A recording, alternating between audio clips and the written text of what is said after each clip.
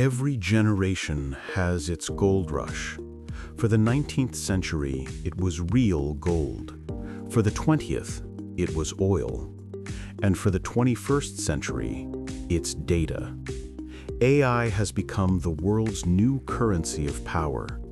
By 2030, it's projected to add nearly $15 trillion to the global economy. Yet that prosperity isn't evenly distributed. The United States and China, two superpowers locked in an algorithmic arms race, are expected to capture more than half of all AI's global gains. In Silicon Valley, AI is the new frontier of innovation. In Shenzhen, it's the foundation of surveillance and control. And in the rest of the world, especially across Southeast Asia, it's both a promise and a threat. Countries like Singapore and Vietnam are racing to become AI hubs. But others like the Philippines and Indonesia face an unsettling question. What happens when automation replaces the very jobs that fuel their economies? In the Philippines alone, nearly 49% of jobs are at high risk of automation by the early 2030s. Customer service, transcription, logistics, industries once built on human labor are being quietly rewritten by algorithms. Yet there's a cruel irony here. The same technology that threatens these livelihoods also relies on them.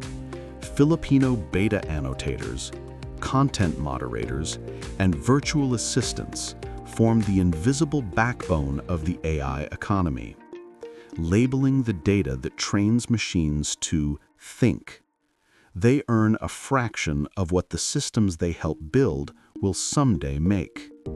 One Manila-based moderator said it best: "We clean the internet so AI can learn, but no one knows our names."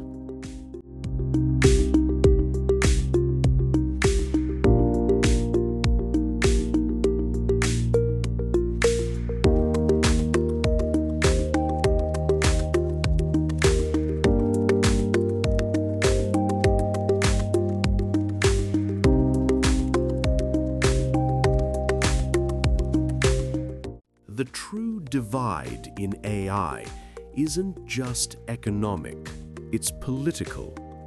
Data is the new oil, and whoever controls it controls the narrative.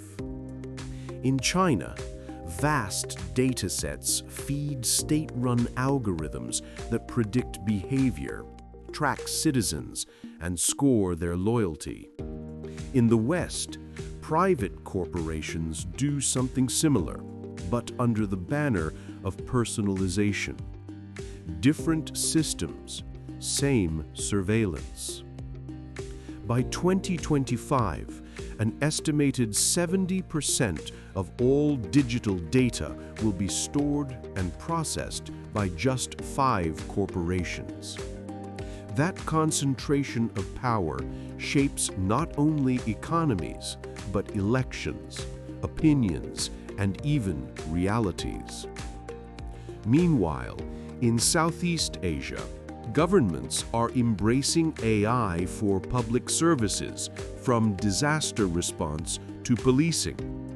But without strong safeguards, those same systems can be turned into tools of manipulation. Facial recognition in metro stations, predictive policing in poor neighborhoods, AI that promises safety but silently profiles entire communities. Singapore uses AI to predict crime hotspots. In the Philippines, early trials of emotion recognition in classrooms have sparked debate on surveillance in education. Who decides how far is too far? And what happens when the algorithm makes a mistake, or worse, when it's biased? A global study found that facial recognition systems are 10 to 100 times more likely to misidentify darker-skinned faces. Yet these systems are being exported, often to countries least equipped to regulate them. AI, once marketed as the great equalizer, has become a mirror reflecting the inequalities we refuse to fix. The world's digital divide is no longer about who has internet access.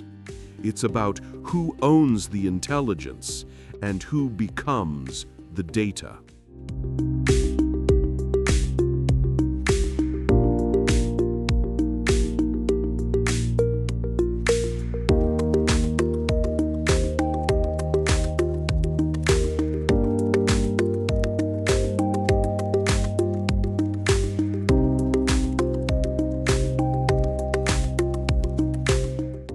If power and profit define the first two battles, the third is for something far more fragile: truth itself.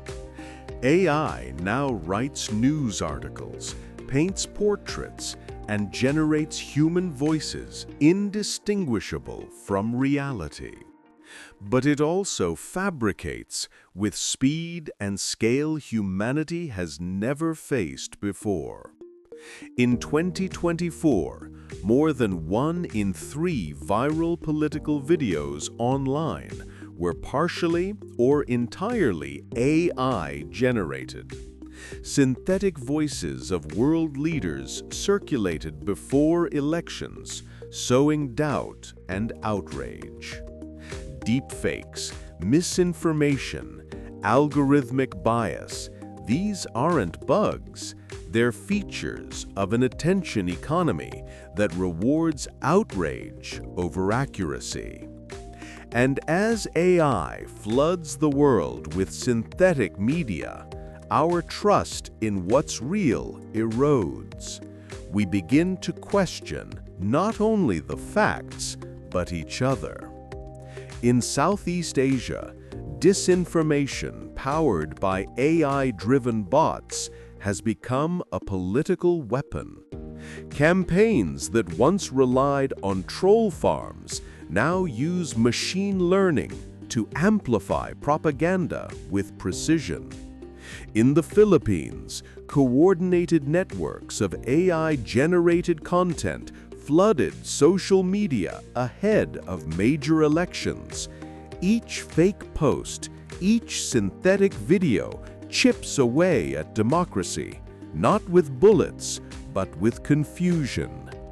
When truth becomes optional, power has no limits.